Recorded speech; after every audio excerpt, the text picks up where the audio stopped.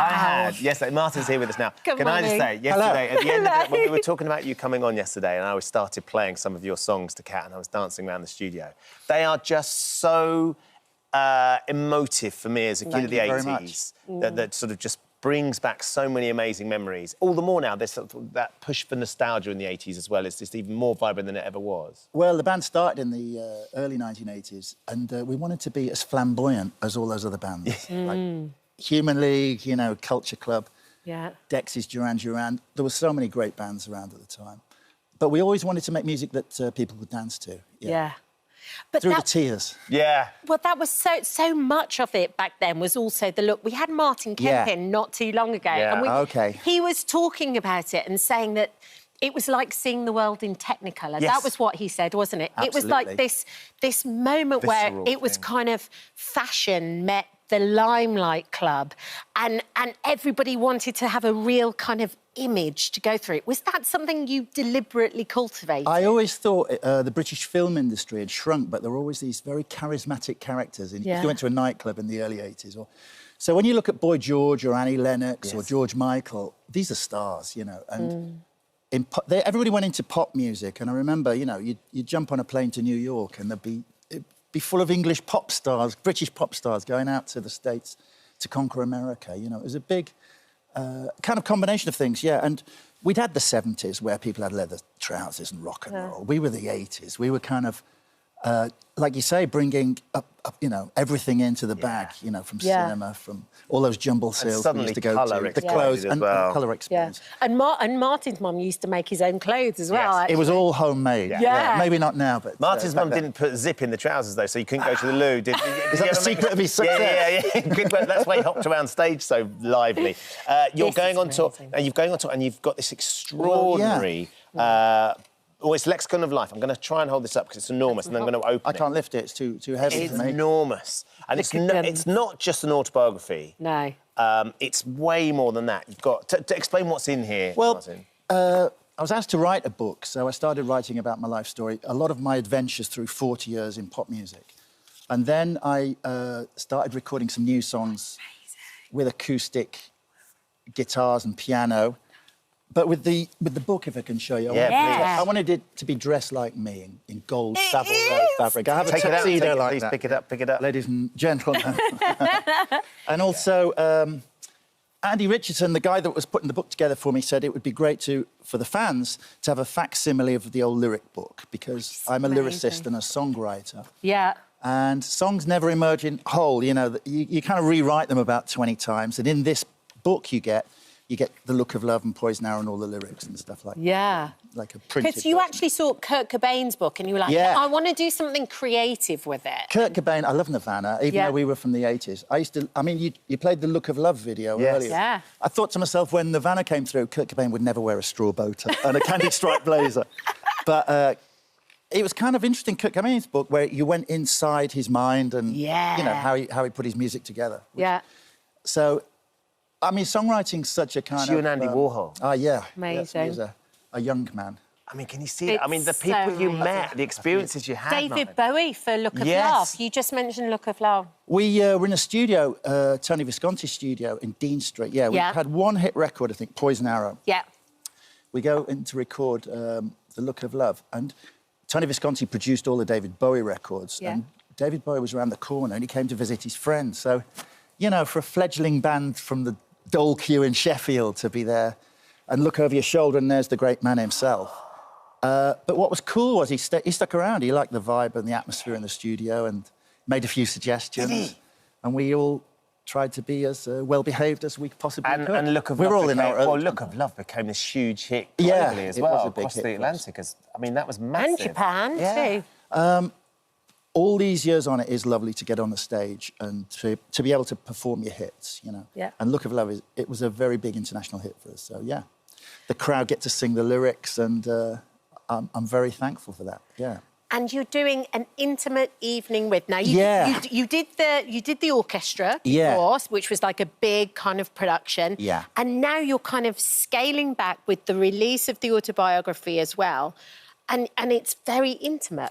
Well, from the book, I realised it would be great to kind of go out and meet the fans, basically. So we're going to play about 5 shows a week through October, November, and again in May, June, in a town near you, or in a village near you. So, you know, we're going to be within 10 metres of everybody in the UK. Play a lot of shows with piano. And I get to talk about my adventures and misadventures and my life as a songwriter with ABC, but also get to meet the fans and sing a couple of songs. Yeah, the pianist and the guitarist, Pete and Ryan, will be there, so we're going to have some fun. Is the Tux coming, though? I'm a little bit disappointed the Tux isn't on today, I'm going to be honest. He looks so dapper, It's daytime Tux. Daytime Tux. But, yeah, I mean, in ABC, there's always... I had the gold lame suit many years ago, so these days it's tuxedo. Yeah.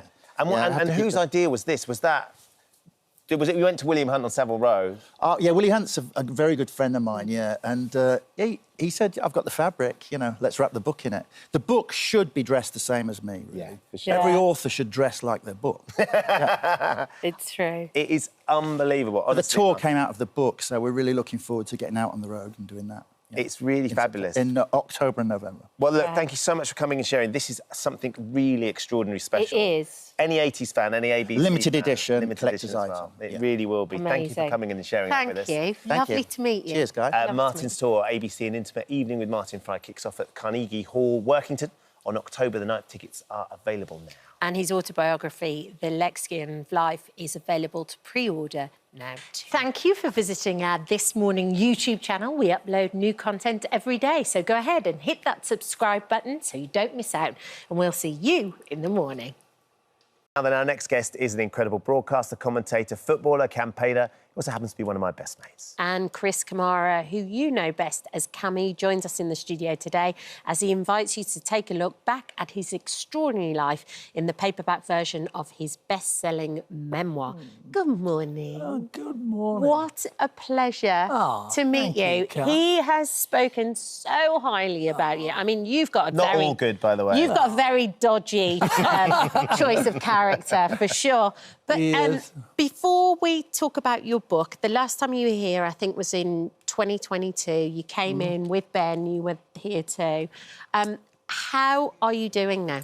I'm doing great. Are you? Yeah. I've got everything back, apart from the speed in my voice. So I've got the fluency, so the brain, when you want to talk, it's not interrupted anymore. It's fluent. So if you met me before, you would think I always talk like this. But as he knows, I would speak at 300 miles an hour and not stop to think what I'd said. But now I get more time to think it's no good. So the condition that you have is a condition called apraxia. Yeah. So a neurological condition that sort of interrupts the neurological pathways, slows down your speech. It also affects your balance and your strength as well. Yeah, it's dyspraxia as well. So I find it difficult now to walk downstairs without holding the handle and various other things, but that's all right. I'm quite happy with that. I can get by with that, and there's always someone worse off than you. So I'm fine, you know, I'm fine. I'm on the mend. I've stopped feeling sorry for myself, which I did at the beginning, but now I'm on the mend.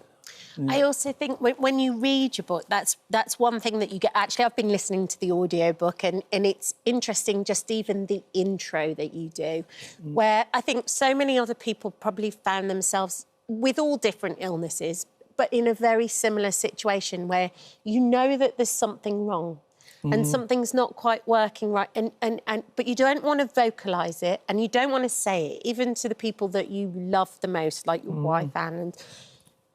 And then you realise, actually, I do need some help and I need some help here. And that's when, once you take control of the situation, that's when it starts to get better. Yeah, I'm not sure about control, but the people's reaction towards it, and you feel humble. You know, you think, oh, God, you know, why was I thinking stupid thoughts in the first place? I apologise to my family and who were 100% behind us, and they knew what was going on, but inside your own head, you worry, you think you're going to be a burden, you think, you know, the worst things in the world.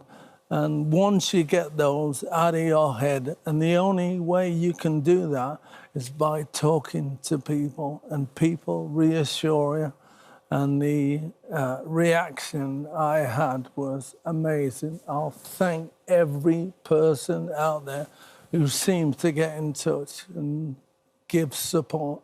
Yeah. We made the documentary about Cammy and what you were going through.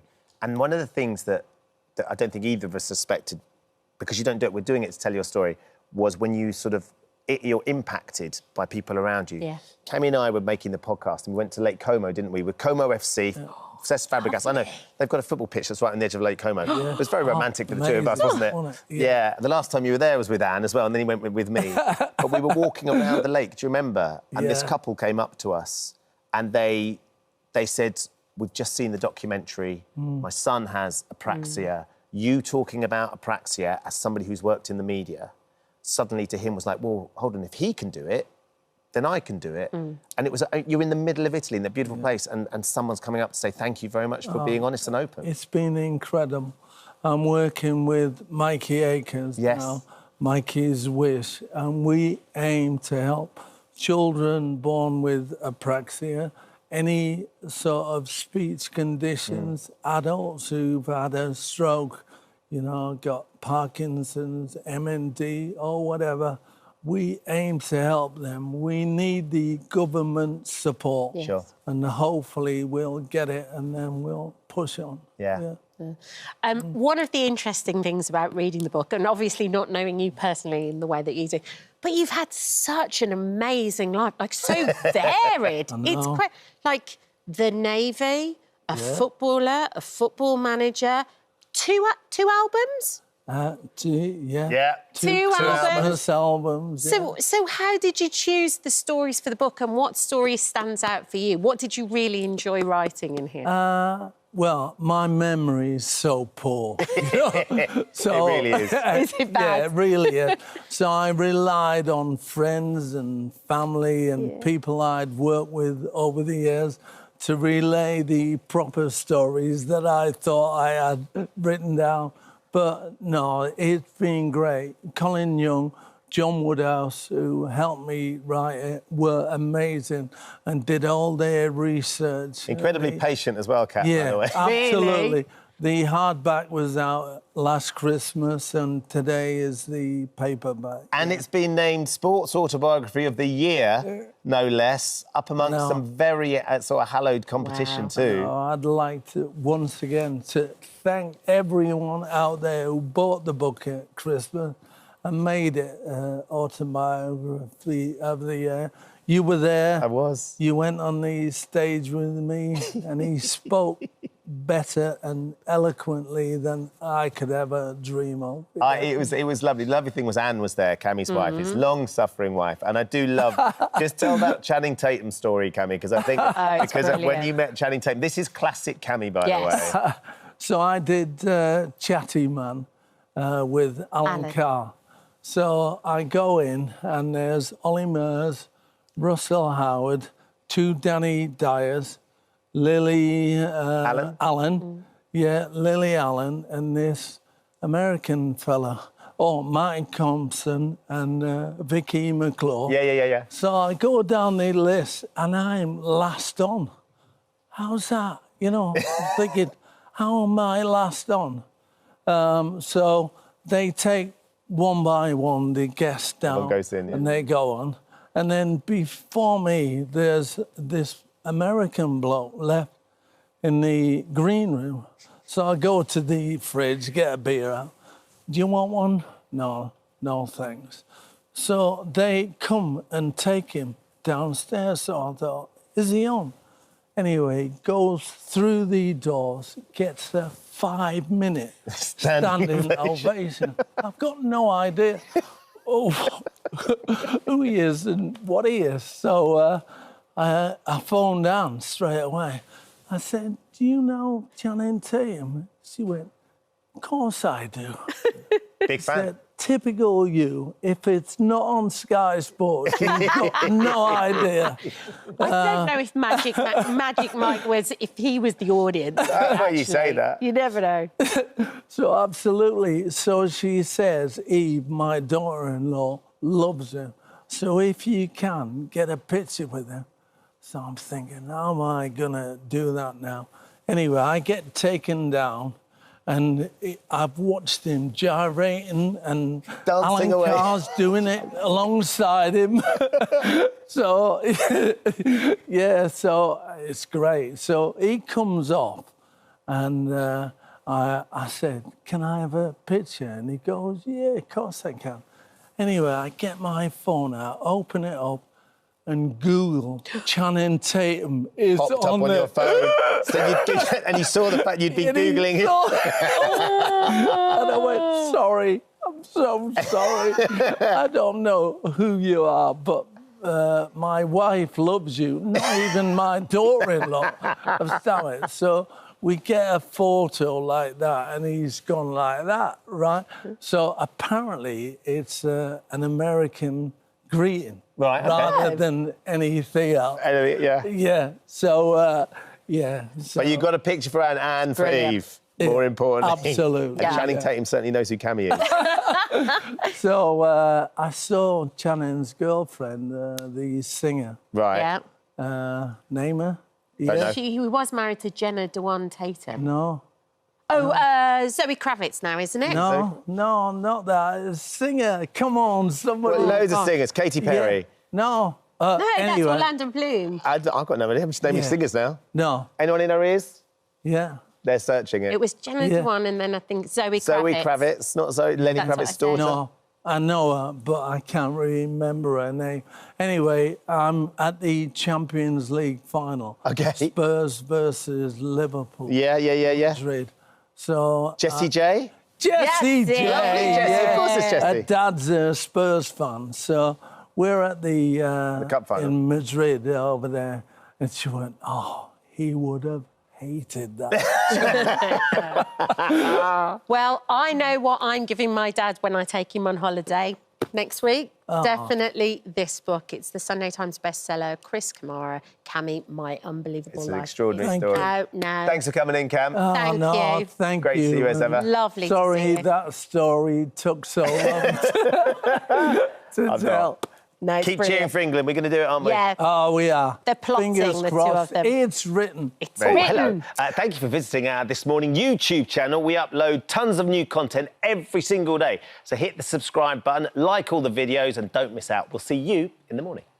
Our next guest meets dozens of entrepreneurs in the Dragon's Den, but today Sarah Davies is here to help you launch your own successful business. Yeah, figures show that 1 in 3 people dream of starting their own business. So you're here to try and help some of our viewers who want to get started. Yes. I mean, how long ago was it when you first created your business? Do you know, it'll be 19 years this October. And I started mine when I was still at university. So it was, I guess, side hustle. It's normally a side hustle if you're doing it while you're working, but I was literally studying full time. And if you'd have thought back to 19 years ago, thinking, goodness me, this is where I'm going to be in 19 years' time, that, I mean, I imagine it wouldn't have made sense, yeah.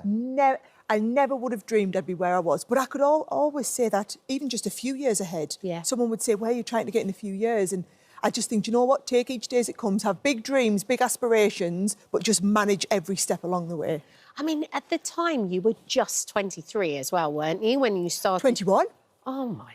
I mean, how did you do it? And are there any mistakes that you made along the way that, in hindsight, now you turn around and go, actually, I would have done that differently? Yes, there are. However, had I not made those mistakes, I wouldn't be the person that I am. They always say you learn so much more from your mistakes than from your successes. So I think had I not been on the journey I'd been, then I wouldn't be the entrepreneur I am. And the greatest entrepreneurs, I mean, I've read a lot of autobiographies of a lot of big entrepreneurs, it's their big failures that really define who they are. And teach you things. And teach you things. Yeah. And what I try and do a lot of is kind of inspire and mentor other people so that they can learn from my mistakes. I had to experience them to learn from them myself, but I think by sharing them and being open and talking about them, other people can hopefully learn from your mistakes. They'll go on and make their own mistakes, but it'll be different mistakes to the ones I've made. And then you've got a new role as well, haven't you, with Avon, which is exactly about that, about trying to open the doors for women who want to set up their new businesses and empowering them. They've called me the Chief Inspiration Officer, which is brilliant because, you know, I work with tens of thousands of Avon reps now, all about how to turn their side hustle into a serious business. I mean, we have women earning six-figure salaries from what people perceive as just a side hustle. And my job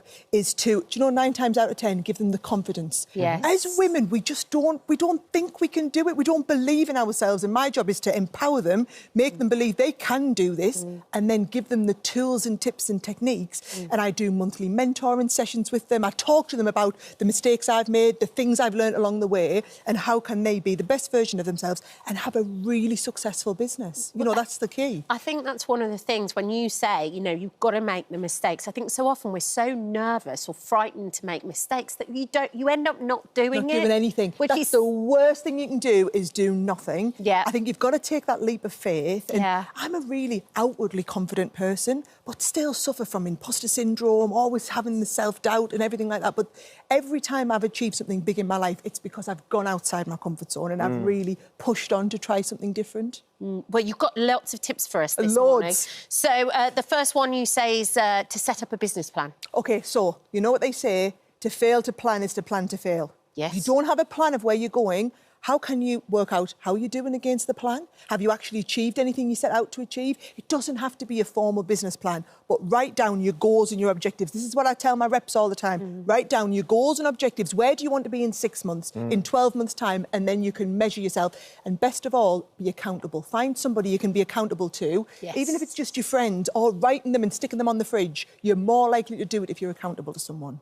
You say, do your research. That's important. Yeah, it's not about what you want. You know, people think, oh, I've got a lovely idea for starting a business. But if it's only you that likes that, you've got to look at who is the target customer. Did they really want this? And do that research. Even if it's just asking around your friends, do some focus groups. What about social media?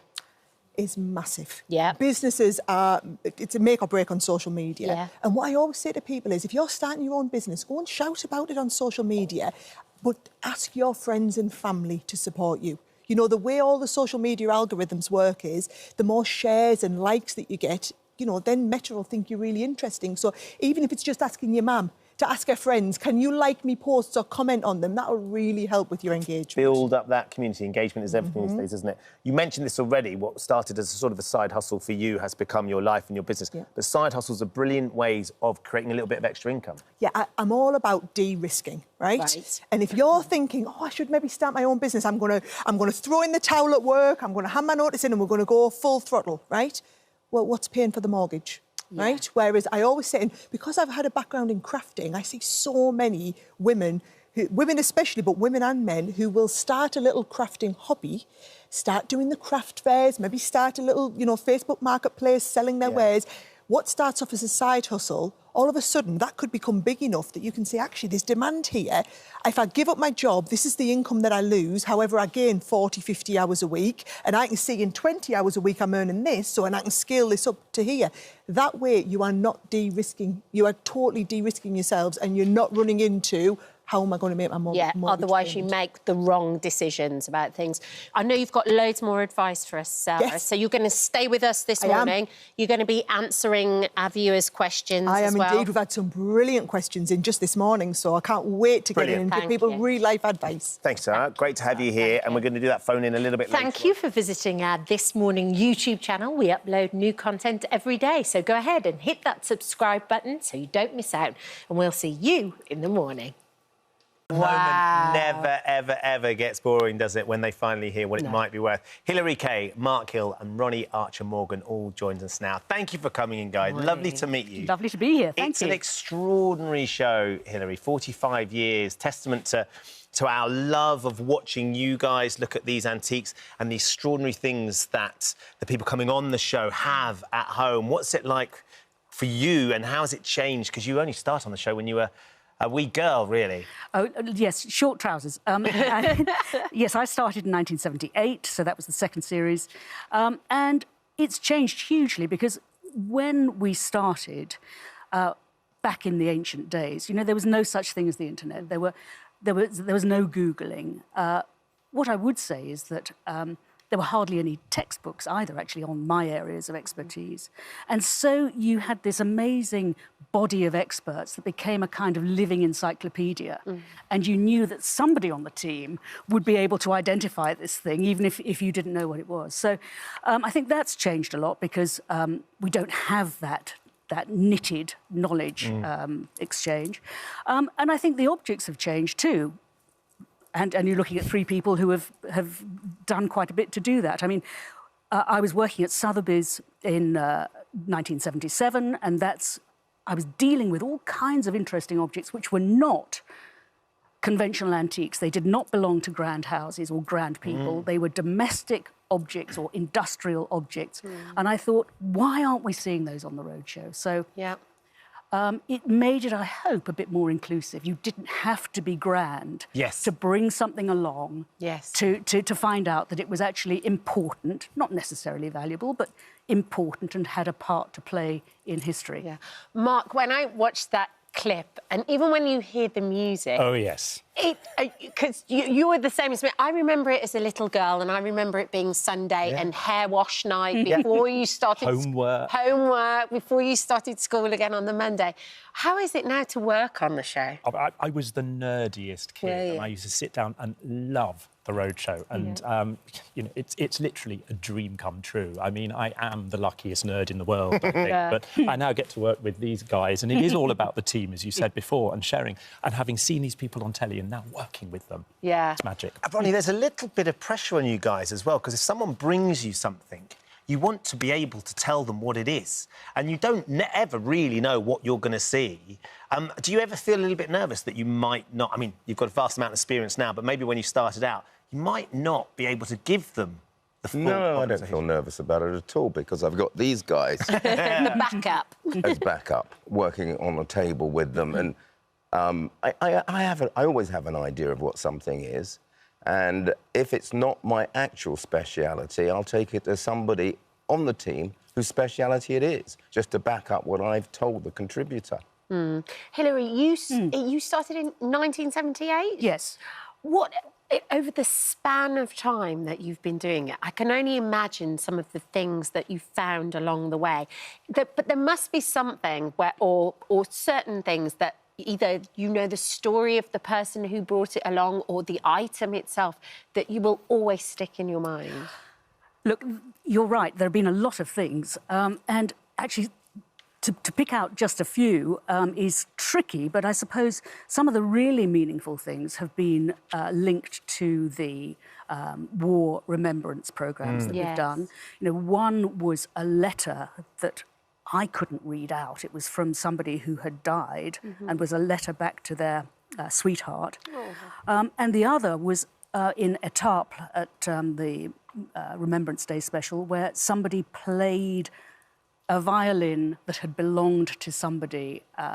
He found the violin in an antique shop and he put the pieces together, found the granddaughter of the original owner and played the regimental song on it in the middle of the graveyard. I mean, there was not a dry eye anywhere. I mean, those are the things, I suppose, which, you know, you feel are really memorable, but not necessarily valuable. No. Mark, you say you're the luckiest nerd in the world because you get to work with these guys and see these amazing things. We've asked you each to bring something from your own collections that you can talk us through. So what have you got for us? I've got... It looks a little bit like a sort of cigar case or something, but it's called a penner. Right. And it dates from the Georgian period. And basically, you could unscrew it, and it was everything you needed, if you were a Georgian gentleman or gentlewoman, to communicate on the move. So what we're looking at effectively is a Georgian smartphone, basically. So how does it work? So you would unscrew this part and you've got sort of inside here, you would have your quill, there's a little cutter for cutting your quill,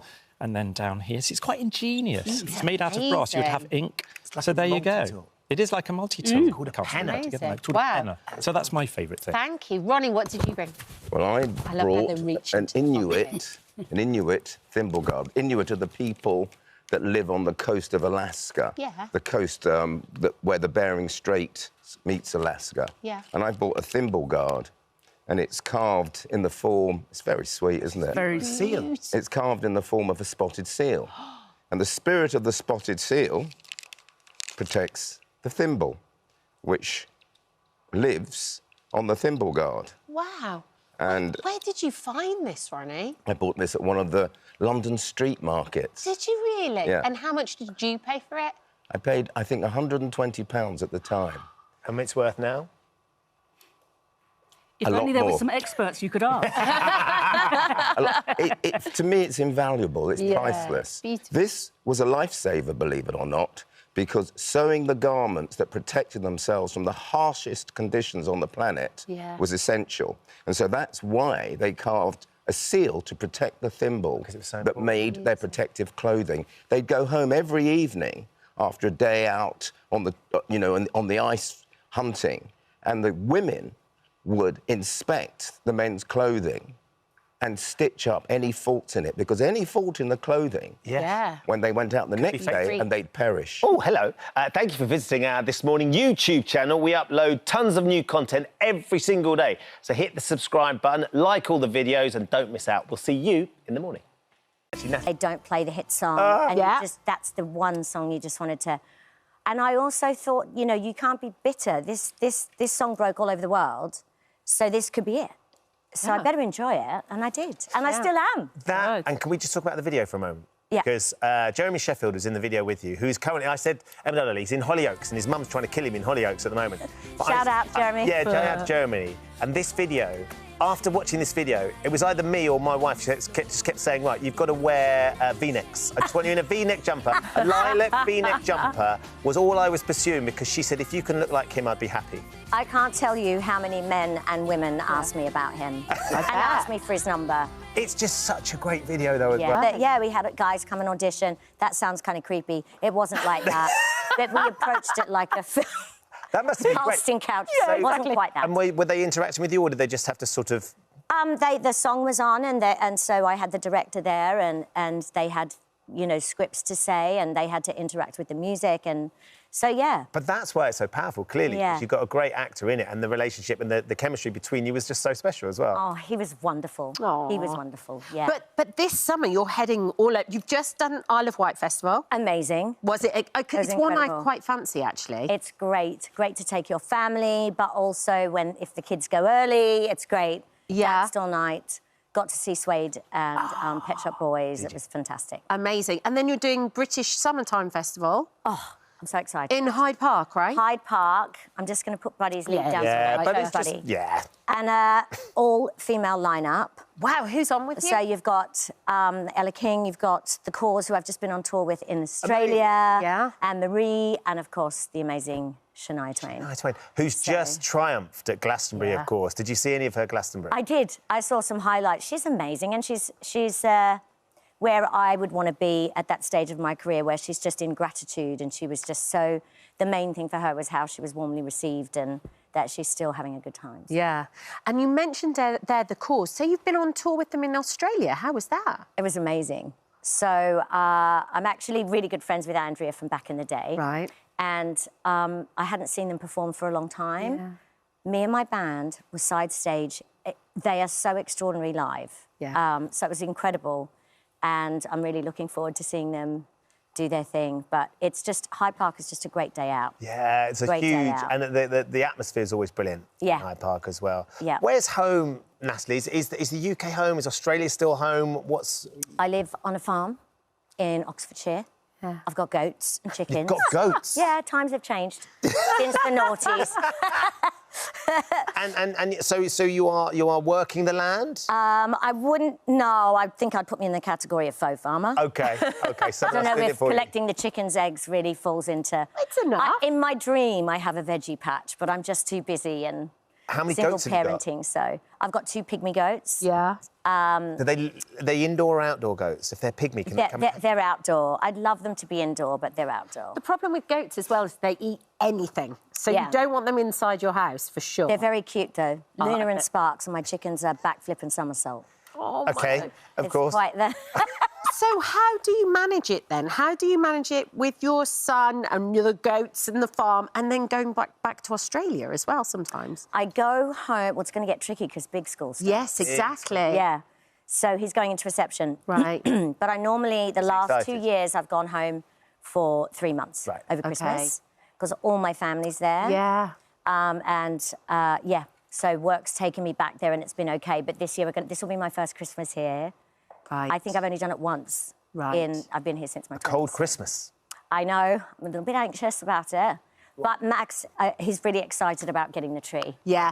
Well, it's difficult, I think, as well, when you have kids and if the family is over there to kind of like, I don't know, it becomes so much more important to you, I think, them having a relationship with your family at the same time. Yes, and that's why I'm excited about school, though, because their friends become their family. So yes. Big school's going to be great for that. It's amazing. Yeah. We've got Toadie coming on a little bit later on. Toadfish is joining us, right? Yeah. Who's announced that he's going to be leaving Neighbours.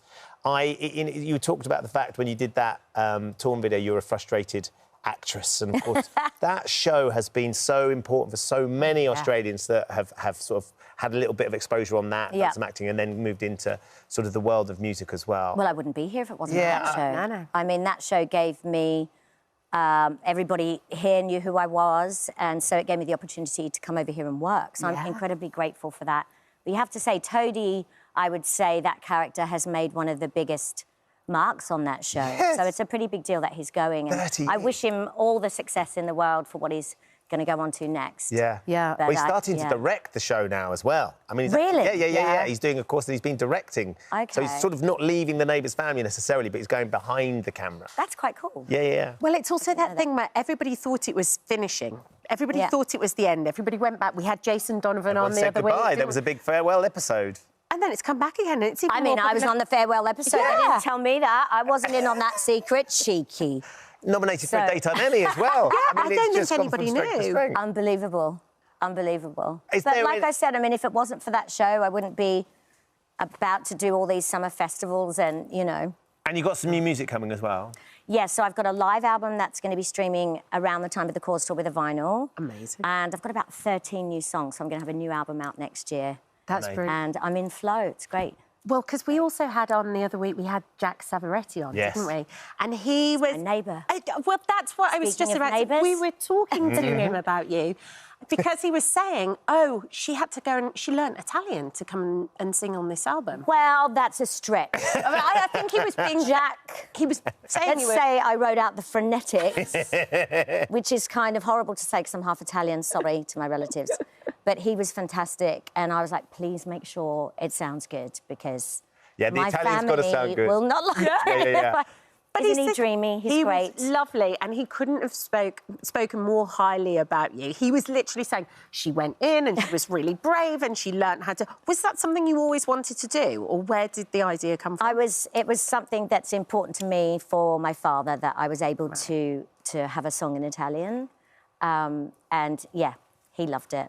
But Jack and his family, because they live in the countryside, our kids play together and everything. Yeah. It's quite nice to have someone in the industry that you kind of socialise with outside, which I know you've got. Yeah, absolutely. I just loved as well, by the way, having watched the last series of The Crown, the fact that your song pops up in The Crown. I mean, we're talking about who it affects. Did you know, had they spoken to you, they said, we're going to use it? Someone just... Well, I obviously approved it, but I can't remember. No. I mean, I'm at that... email.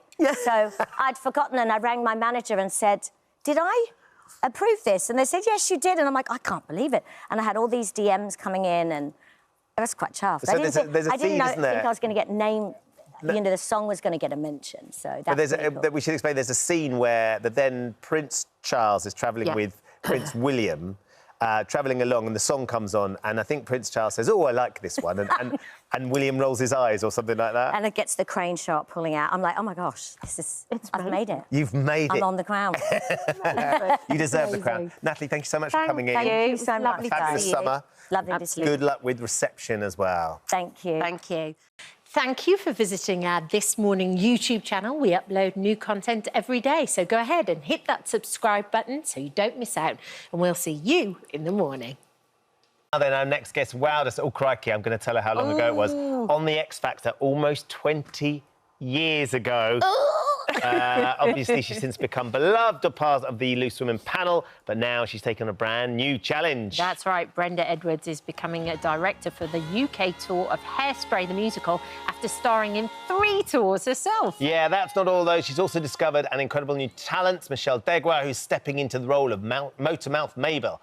And both of them join us today. Lovely to see you both. Congratulations, firstly, Michelle, on the opportunity. Yes. We know Brenda, we know her inside out. I've known her for years. and I'm excited that she's now going to be the boss. But tell us a little bit about your experience, because you did the open auditions. Brenda decided she wanted to honour a bit of Jamal. Yeah, doing the and I came from an open audition with X Factor. X Factor. Yeah. What was that experience like for you doing the open auditions for Hairspray? Honestly, it was quite daunting, but I went there thinking I'm not going to get it. I just thought, you know, everyone go to these things, but let me get some audition practice. Let me just start, because I've always wanted to do it, so let me actually just start the ball rolling by just getting some practice in, and that was it. Out of 3,000 people. 3,000? Yeah. Wow. But you've sung before, you've sung with the Gorillas, you've sung professionally. You've got some form. Yes.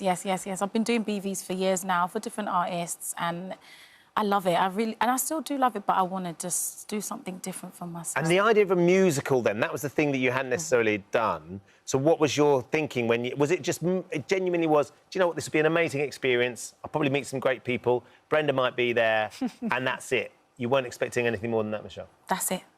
Honestly, that's it. I said, let me just give it a go. Honestly, just give it a go. And so when you found out you got the part, how did that feel? Overwhelming.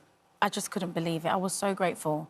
And these things never really happen, you know, those open cast calls where you get that opportunity. So it felt like, you know what, I gave myself a chance and something came of it, do you know what I mean? Amazing. Yeah. And it's so interesting what Michelle just said there, where she said, these things don't happen. They don't just throw the doors open and go, come to an open audition. Not in musical theatre world. And yet this was so important for you, Brenda, because of Jamal too. Absolutely. Jamal was always about giving opportunities and giving chances to people who would not necessarily have that. And the musical theatre world, it's so competitive, and it's there's so many people that want to get into there. So I just wanted to give a chance to somebody that would not... Because if you haven't got an agent, you can't really get onto shows. If you haven't got a manager... It is. It very much is. And so, yeah, this is to honour Jamal's legacy, to do that. And it's just amazing that the Hairspray producers were up for it. They've been so supportive from when I started, which is why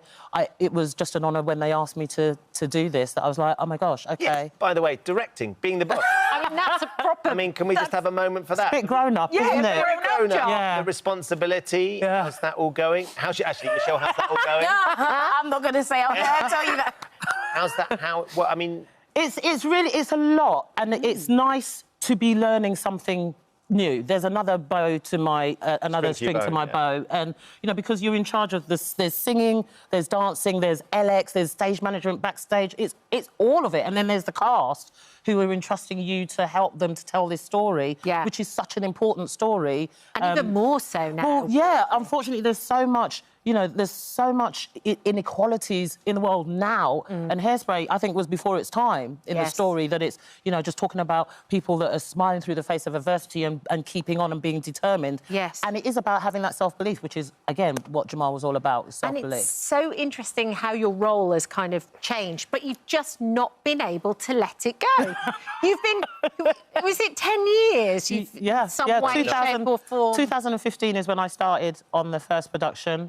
And then up until 2022 was the last time that I was, What is keep it? coming back to it. What is it about this musical that you're just like? Hairspray is a fantastic musical. The music and the lyrics by Mark Shaman, who is amazing. They're phenomenal words, and it's a very poignant show, and it's very relevant, as I say, to today. So, you know, while we have to keep getting that message through, I will be there to deliver that message. Or should I say, Michelle will? Michelle will be. Brilliant. Via you.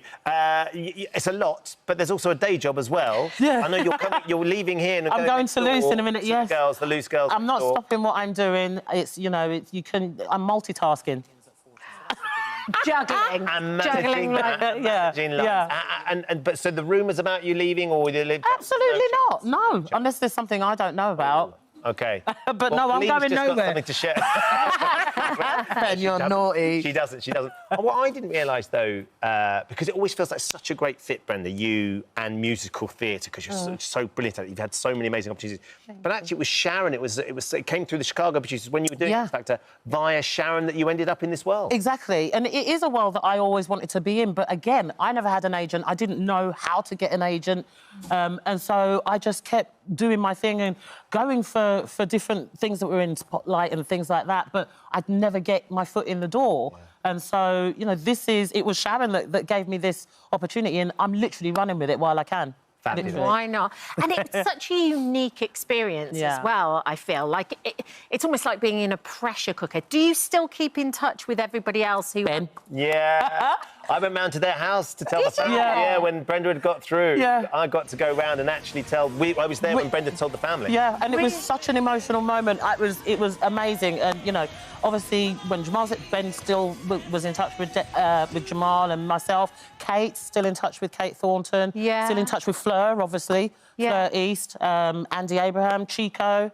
It was a great year. Yeah, it was. Yeah, and Shane. Yeah. I'm still in touch with Shane too. So what I love as well, though, Michelle, is if you've done BVs for a long time, as you were saying, suddenly you got one of the lead roles in Hairspray, so suddenly it's going to be you emulating the sort of thing that Brenda's managed to do and sort of get there. How do you feel about the fact that you're going to be getting your chance now as well? I'm excited. I'm grateful. And honestly, I just want to let anyone know that it can happen for you. Do you know what I mean? That you can walk into an open cast call and think you're not going to get it, and then get it, and everything changes. Give it a go. What I mean? Absolutely. Yeah. Well, you're on tour from the 16th of July to April 2025. Rehearsals all good? Wait, hold on. 16th of July, it's only a couple of weeks. Yeah, all good? I mean, we go into Tech Week next week. Let's not talk about that. Right now. It's going fabulous. It's an amazing cast, I have to say. Well, look, you're going to go via our rosé wine setup over there. The thinking drinkers are getting ready to taste. Oh, nice. I think we have I didn't even see that back there. You got to be ready as you go and see the girls. We're going to count the bottles before you leave the studio.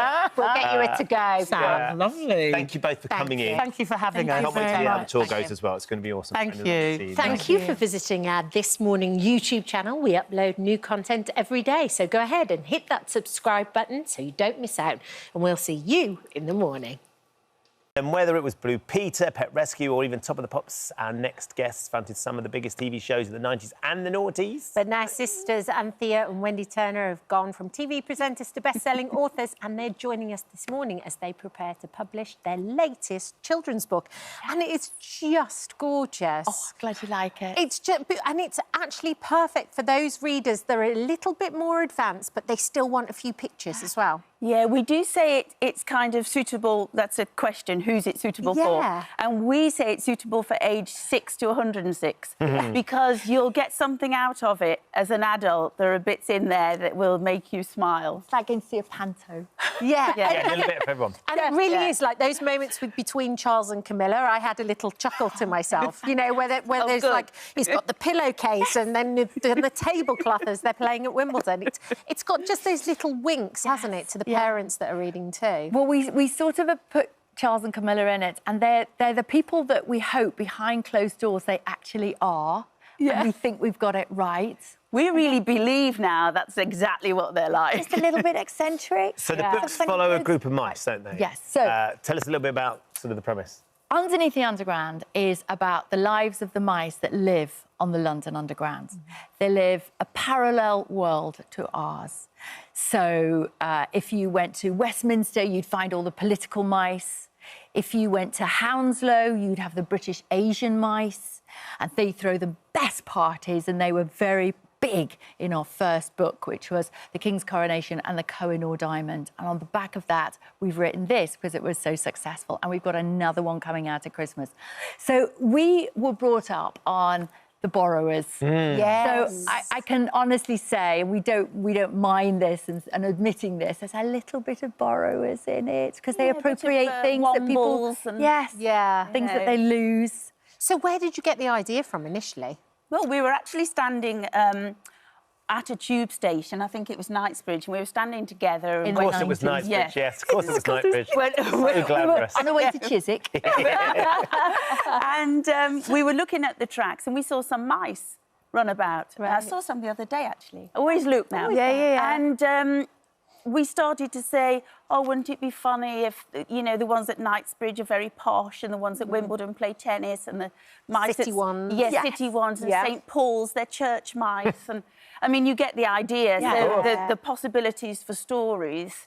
endless, really, like our imaginations with it. You know? And, of course, it's so easy working together because all our reference points are exactly the same. So we don't have to explain anything because we go, oh, yeah, no, I remember that, Of course. We even remember, we come from Stoke-on-Trent, and it's obviously very much based in London, but we remember being so excited coming to London, going on the London Underground, doing all the sites. And we even, both of us, different times, but we had, like, an outfit made to come to London. It's a very special of course, that moment. Yeah. The interesting thing, though, that both say, you've got this intrinsic friendship and sisterhood. You're so close. But you had this big falling out. Our phone-in today is about family feuds and people that sort of fall out. And I think one of the things that they will sort of want to understand is how you heal a rift, particularly between two sisters who are clearly so close. Not what happened to cause the rift, but how do you get back together?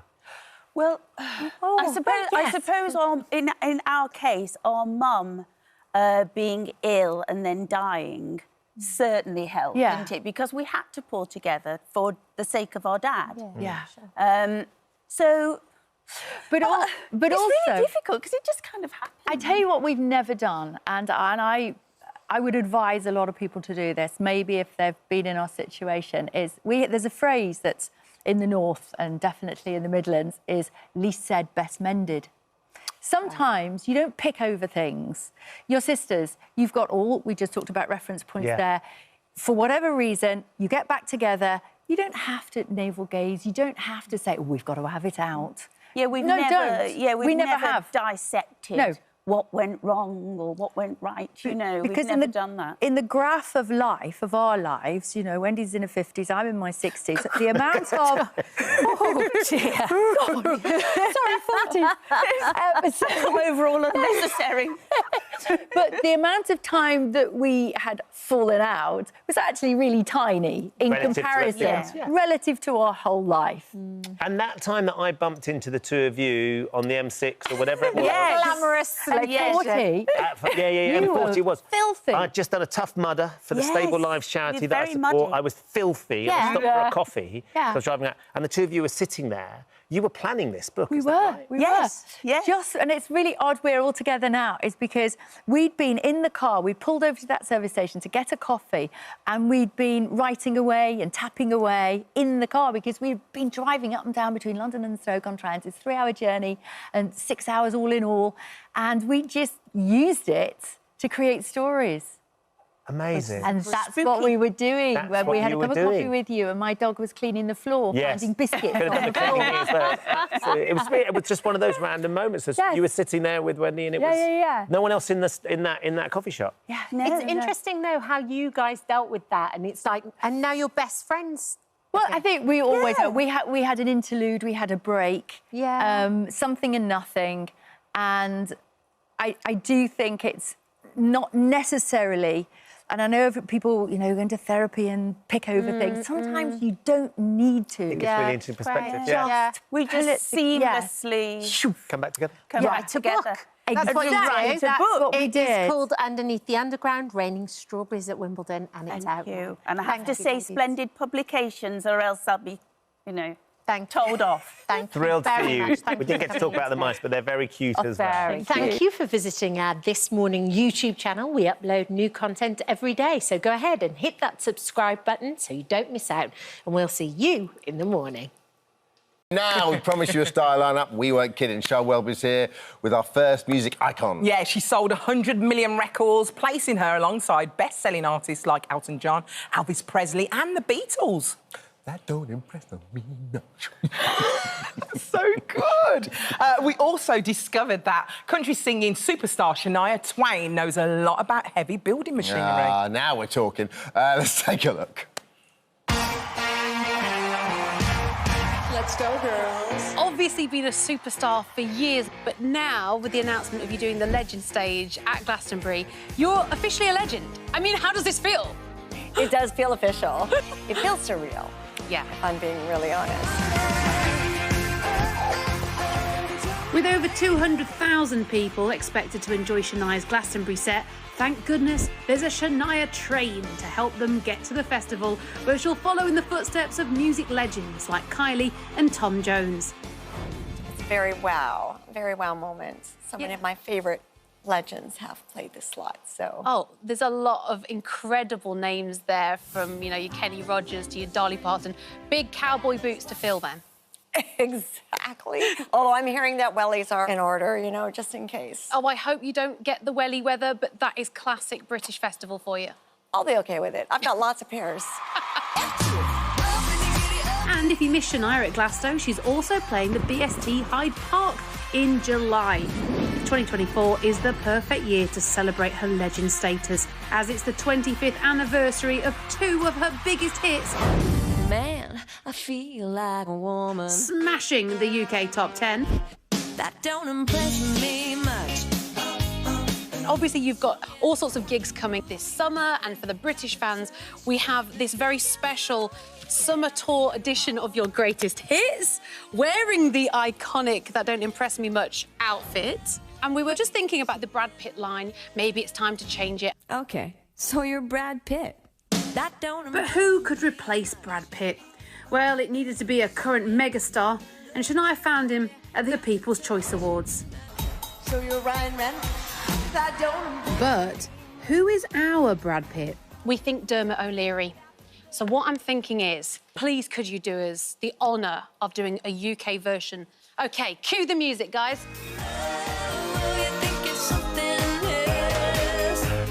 OK, so you're Dermot O'Leary.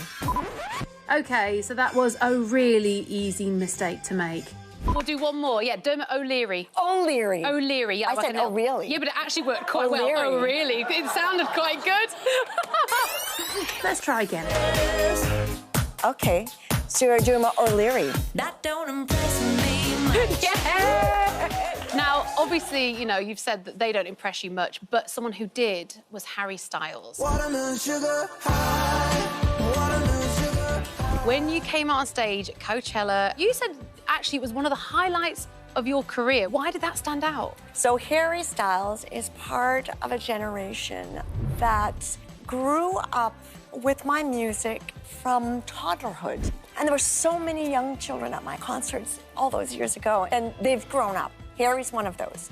So it is so special to have that compliment from another artist, having been influenced by my music. Well, look, here in the UK, we love you. We've been on that Shania train for a long time.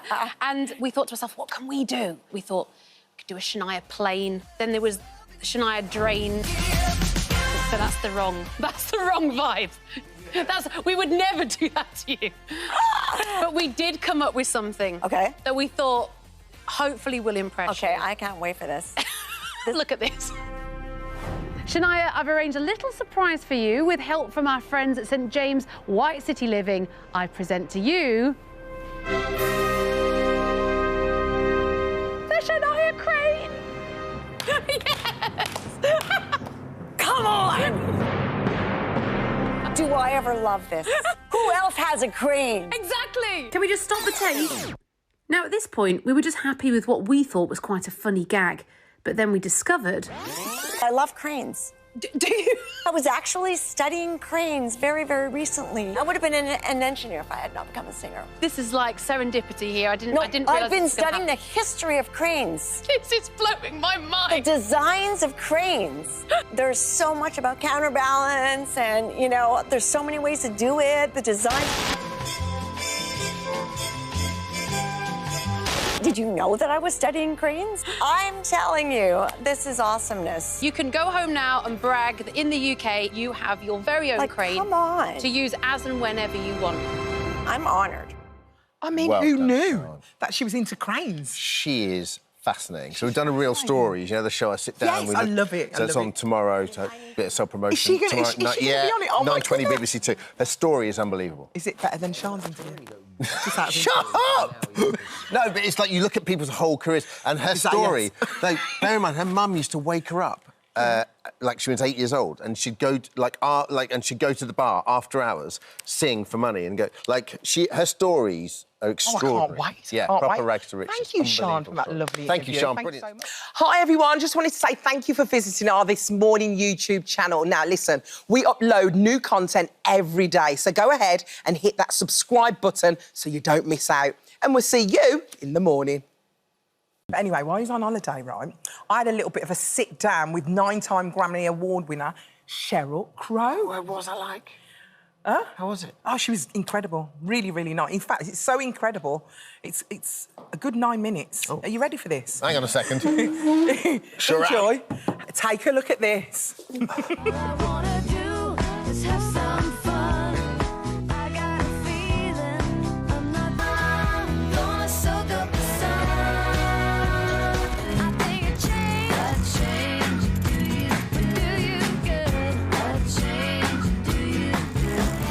Is here now. It's so good to see you. It's nice to be here. Oh, that's like a trip down memory lane for me. It is kind of strange. Does it do the same for you? Yeah, well, I don't ever listen to my own music, so watching it, I'm like, wow. Why don't you? It's so good. I mean, when I don't know. Yeah, you just don't. Yeah, you're there in the moment, but then you don't go back and listen. Do you never catch yourself in the shower singing your own tunes? Never. All I want to do is have some fun. And never? Yeah, no, never. I can't believe that song, All I Want to Do, is... You didn't want to do that song, did you? I didn't want it to be on the record because I thought it was sort of like a throwaway, you know what I mean? Yes. And my brother, who's 5 years younger than me, was in college, and he was like, oh, my friends and I love that song. You have to put it on the record. And I was like, okay. And then... Can you imagine if you hadn't done... What a big mistake that would have been. Oh, my... That song has taken me to Russia, to Israel, all over Asia, all over South America. I mean, it's the gift that has kept on giving. It's allowed you to travel the world? It has. How lovely. Well, the new album is out. How excited, Evolutions. Tell us a little bit about it. So, you know, I said I was not going to make any more albums. Well, you did say that. I know, I need to keep my mouth shut. What made you change your mind? Well, I'll tell you how I look at this record. This is my selling routine. Yeah. I still think that people don't listen to albums as a full body of work. And that was the thing. I thought, well, you know, I'm just going to keep making music and putting it out. And then I wound up with like a handful of songs, and they were all very of the moment. And so I called my friend, who's a producer, and said, I don't want to produce myself. I don't want to hear what I do. If you like these, would you make movies out of them? And he hit it out of the park. So I call it like a playlist of new Sheryl Crow songs instead of an album, because it really is just a bunch of my trying to sort out what is going on in this world as I'm raising my kids and the big questions that I have. It is a scary world, isn't it? It's very interesting. I mean, my kids say I was born in the 1880s, but I do remember when people weren't, you know, so locked into getting their version of the truth on a gadget, you know? So, and then bring AI into it, which is what evolution is about. Oh, wow. Very interesting. So exciting. Has your kids been an inspiration to some of the tracks on the album then? Oh, my God. Alarm Clock, I walked into the studio. It was the one song I hadn't written already. And I just said, I hate my alarm clock. I'm going to write a song called Alarm Clock. And Mike was so into it, my producer.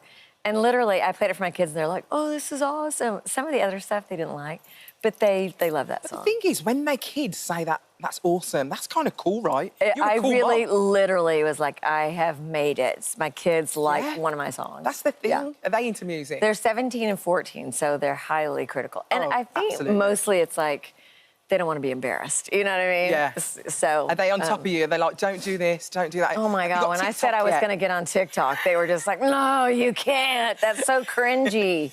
I learned words from them, like, oh, that's so try hard. Begging it. So tell me something. I can't believe that going back in the day, you was actually a backing singer. Yeah. For some big stars. Big stars. Michael Jackson. Yeah, that was really my first gig, was singing backup for Michael. Yeah, we played here at Wembley and went all over the world. You were living the life before you was big. I have had 9 lives, I swear. I was a school teacher. I was a waitress, like all great artists. Yeah. Tina went Turner. On the road. Yes. Wrote songs for Tina Turner, Celine Dion. Yeah, I've been very lucky. Was it hard to break into the industry back in the day? I mean, yes. Yeah, definitely. I mean, you actually had to prove that you had talent. It's so different now. And if I were coming out now, I wouldn't. There's no way. What's so different nowadays, would you say? Well, the self-promotion, the scrutiny, you know, and you're creating a brand that really is the vehicle for you to promote whatever it is you do, right? So it's less about your talent, less about not that there aren't amazingly talented people that are huge. Yeah. It's just part and parcel of what we do now. So it's very antithetical to me as a private, like overly emotional artist who feels like this need to express, you know. But then there's this other, like, you know, hi, y'all. You know, it's just so... It feels cringe, isn't it? Yeah. I mean, I find myself doing it. Yeah. The selfie thing's weird, isn't it? It is. Like when you actually look at it, if you ever watch somebody take a selfie... Oh, I see it all the time. It's just so weird, isn't it? Yeah, when you're walking around and you see somebody like... you know, it's just so weird. But, you know, it's what it is now, so... Oh, unbelievable. Now, you are a member of the Rock and Roll Hall of Fame. You've arrived, right? I have made it. Okay, drop mic. No, I mean, it is actually very cool. And at first, it felt like... I mean, I've not ever been good with the awards thing. It's like, oh, that's really nice. Let me get back into the work. But this was amazing. It was like throwing my own wedding, kind of.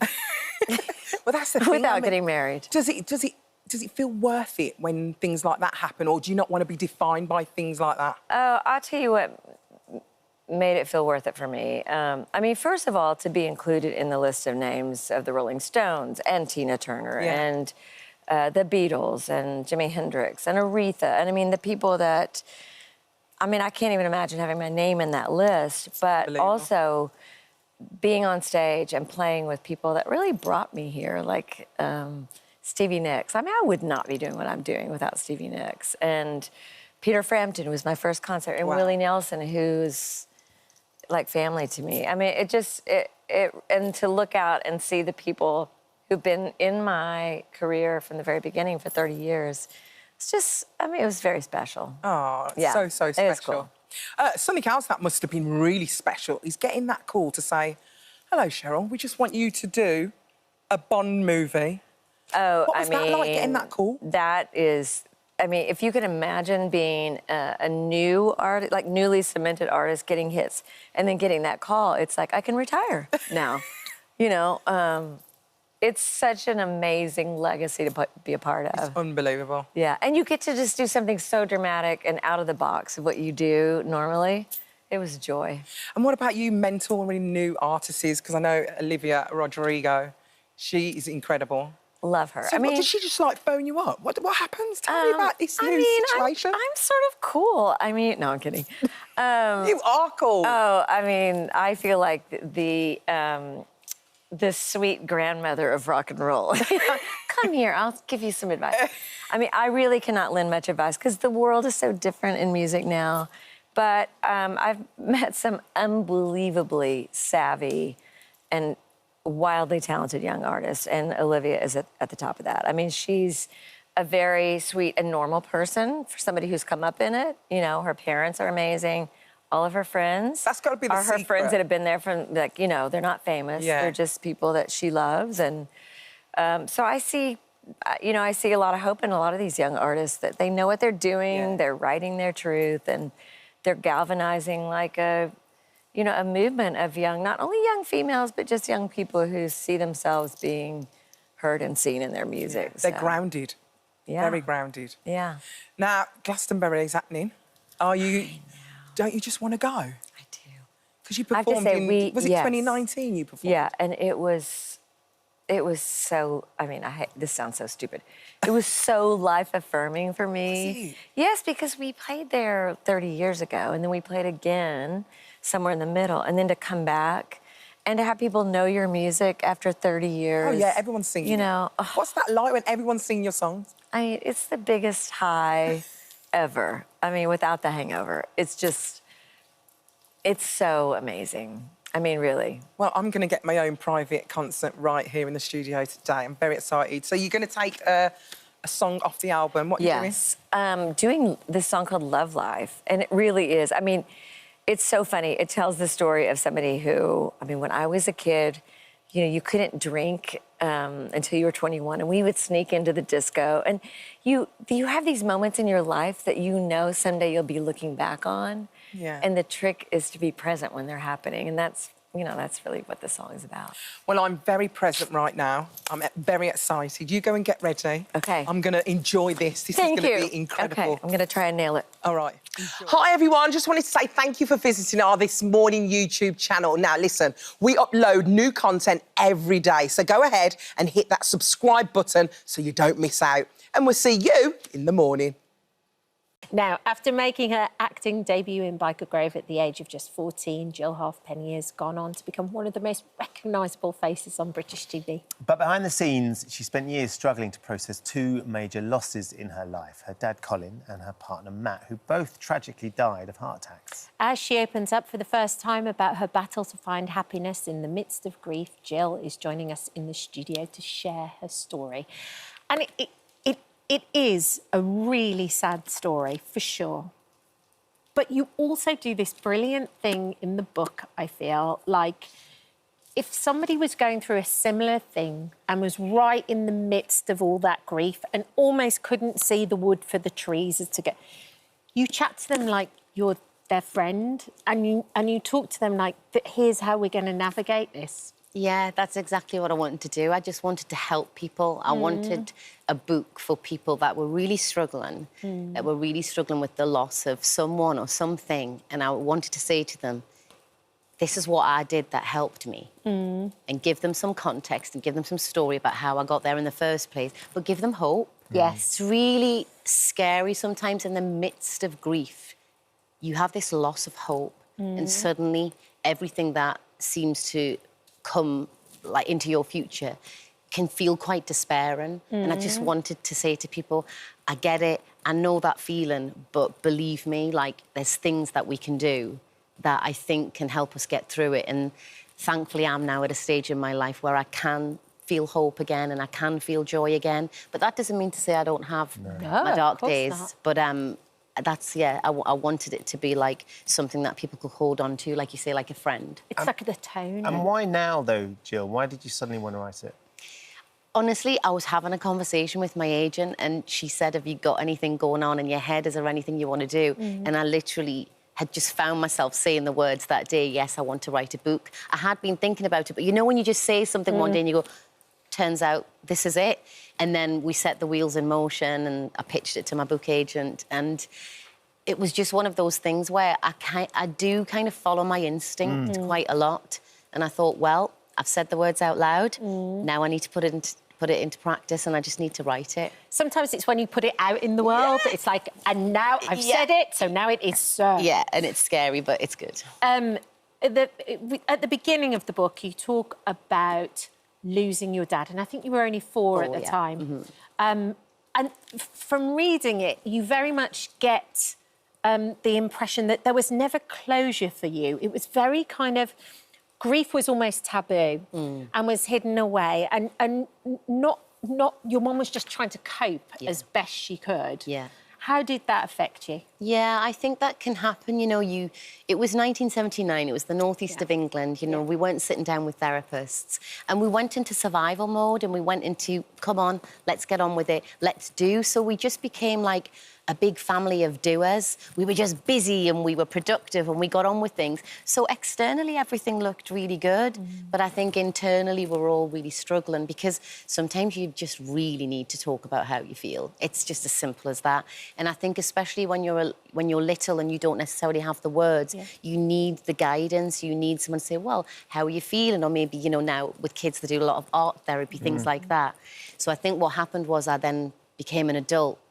And I thought, wow, I've really skipped over a huge part of this process and I'm going to now have to go back and try and pick it up. But what was really difficult was grieving somebody that I didn't know a lot about. Yes. Couldn't really remember as well. Couldn't really remember. It was really hard. But it's there if you search for it. Yes. If you connect with it and you connect with the feeling, it's always there. But you have to allow yourself to sit in those uncomfortable feelings and just be OK with not being OK for a while. So when you tragically lost Matt, was that the moment where you sort of had to go back and unpick what had happened to your dad? Because there were so many similarities in the way that it happened. Yeah, I just thought, OK, this is awful, but this is my chance now. I'm cracked open, I'm raw. Let's go and do all the work that I hadn't done with my dad and let's grieve them both together and let's see what I can learn from it and let's see if it can, in some ways, does this make sense, set me free? Yes, you know, of course it does. So that's kind of what there's a catharsis from doing it. Yeah. But going and doing that, I mean, from your family's perspective, you're being very personal and very open, but it's their grief as well. How did they find the process and you doing this? Were they nervous about you sort of delving and sharing some of these things, or did they actually get something from it as well? Yeah, they were really generous and really good about it, and we sat down and we spoke about it. They all read the book before it went to print, so anything that they were uncomfortable with, but they weren't. We were all really aware that we kind of all separately and silently went off and did our grieving in different ways, and that there's never a wrong time to then come together and say, you know what? We all had the same dad. We all had the same experience, so let's share it.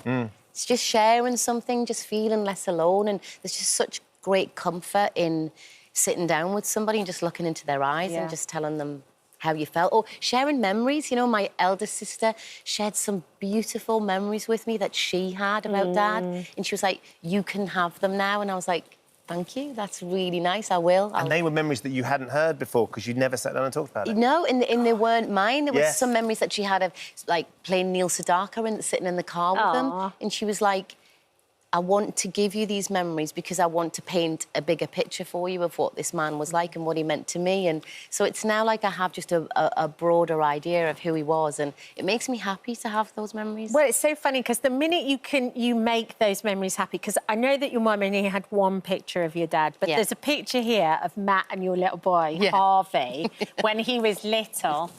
And can you tell me what was going on in this picture? Yeah, so we'd not long been going out and we went for a Sunday roast in some bougie pub in central London, and we all ordered sticky toffee pudding. Yeah. And me and Matt, you know, tucked right into in. ours, and we had no problem finishing it. And Harvey was like, you know, I'm too full, I can't finish mine. And I was like, that's OK. And Matt said, well, I'll have the rest of yours, Harvey. Yeah. And he just looked at Matt and then he looked at me and he just spat into the dessert. And I was so shocked. It was like a total... Because it was quite a new relationship, It was wasn't like, it? you know, you've got my mum, you're not going to take my pudding as well. And I was... He was marking his territory. I was shocked, yeah. But, you know, we laughed about it afterwards and, you know, they had a really good relationship, actually, but it was, yeah. Things like that, you know, they'll always be with me and they'll always stay with me, and it's, like... Once you've processed your pain, I think you can look back and remember your loved ones with a smile and with a lightness in your heart. And like I say, that doesn't mean to say that every day's a good day. It's certainly not. But I think grief work is something that maybe people don't realise that you can actually do work to process it. You don't just have to think that you live with something and you don't know what to do with it. And in the book, I sort of explain the things that I did to help me through it. We do phone-ins about grief occasionally with Deirdre, and it's always so painful to listen to somebody going through the loss, an immediate loss of a child potentially, or a partner, and the sense of bleakness. Because they can't feel like they're ever going to get to the point where you are, Jill, where you can look back and those memories actually bring them warmth and joy rather than pain and anguish. So what are some of those things that you would suggest people can do if they're watching today and they're struggling? I mean, one of my mantras, especially on a day that I'm struggling, is get out of your head and into your body.